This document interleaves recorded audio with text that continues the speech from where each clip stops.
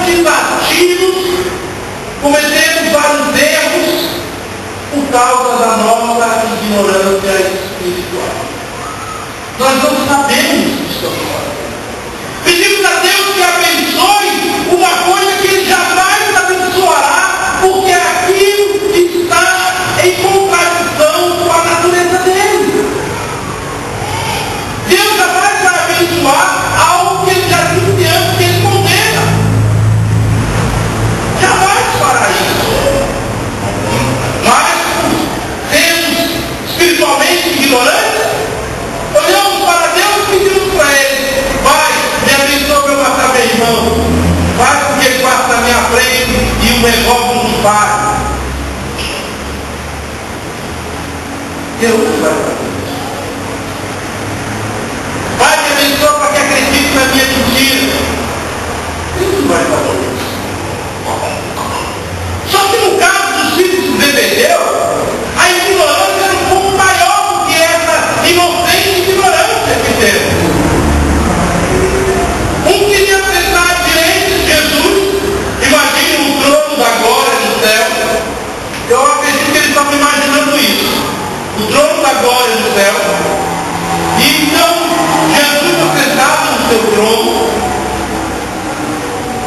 E nós sabemos bem que os conselheiros do rei costumam se assentar à direita e à esquerda do rei.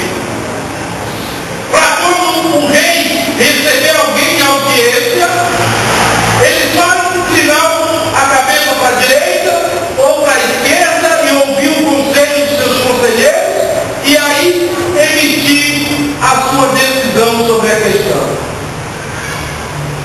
Imaginando que eles esqueceram que Jesus havia dito, ou melhor ainda, do que Jesus vai dizer no capítulo 24 de Mateus, quando ele fala no final de tudo, que toda a igreja junta irá julgar o mundo, que toda a igreja estará com Cristo no milênio para julgar o mundo.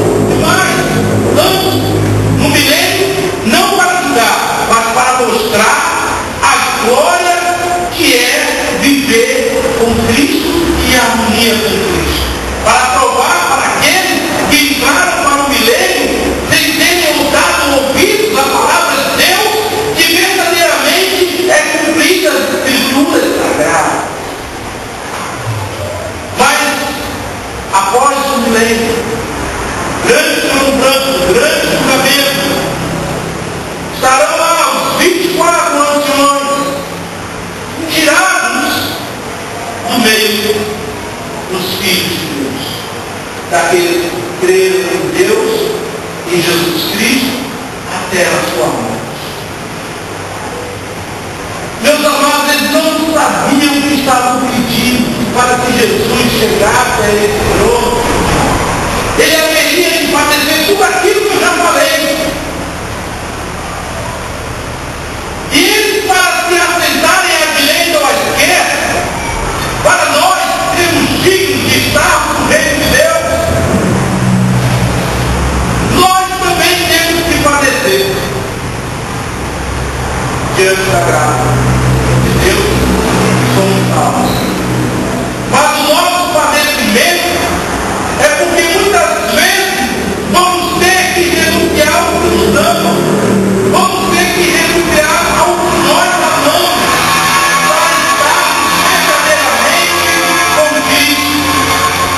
para estarmos inteiramente com Cristo. Eles, talvez como muitos de nós escutam hoje falar sobre a morte de Cristo, como Cristo padeceu na sua morte, como ele sofreu, talvez nós ficamos pensando como aquele filme que a gente vê de Jesus, da vida de Jesus, que mostra ele lá, muitas vezes até o ator está interpretando, deixa escapar um leve sorriso. Né? Nós não conseguimos ter ideia da dimensão do sofrimento dele. Seguir a Jesus não é fácil. Seguir a Jesus é difícil.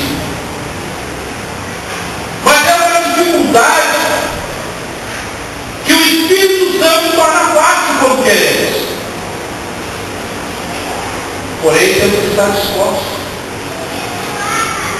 Eles não sabiam quando iam ter que sofrer. Jesus falou sobre um batismo, que ele havia de passar o batismo na sua morte. Ao longo do Novo Testamento, nós encontramos 7 formas de batismo, segundo os teólogos. E um deles é o batismo na morte de Cristo.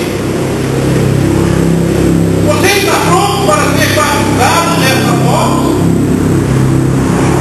E quando falamos de ser batizado nessa morte, é como Cristo falou: eu não vim para ser servido. Nós, ignorantes espiritualmente, não sabemos disso. Nós acreditamos que para nos tornarmos cristãos é apenas para sermos servidos pelos anjos de Deus, e sermos servidos também pelo próprio Deus, e sermos servidos também pelos nossos irmãos. Mas como é que os nossos irmãos vão nos servir se nós, que somos irmãos deles, não servimos a eles? E servir ao nosso irmão sobre todos os sentidos, até as últimas consequências. Jesus, ele veio nos servir, e veio nos servir até as últimas consequências. Ele falou: eu vou morrer por vocês. Vocês estão prontos para morrer por mim?